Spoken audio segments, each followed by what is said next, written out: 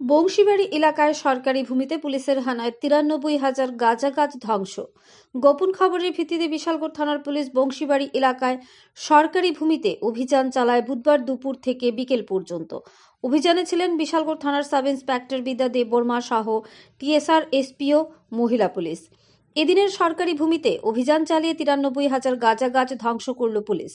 প্রত্যেক বছর গাঁজা কারবারিরা শীতের মরশুমে গভীর জঙ্গলে সরকারি ভূমি দখল করে গাঁজা বাগান তৈরি করেন। বংশীবাড়ি এলাকায় বিশালগড় থানা পুলিশের এই গাঁজা গাছ ধ্বংস অভিযান গাঁজা কারবারিরা দূর থেকে রক্ত চোখে তাকিয়ে দেখতে থাকেন।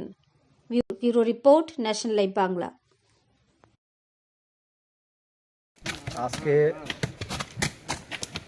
আমরা বিশালগড় থানা এবং সিআরপি, বিএসএফ এবং ওমেন পিএস আগে থেকে খবর ছিল আমাদের কাছে বংশীবাড়ি জঙ্গলে, গভীর জঙ্গলে একটা প্রচুর পরিমাণে গাঁজা অবৈধভাবে লাগানো হয়েছে। তো সেই খবরের ভিত্তিতে আমরা আজকে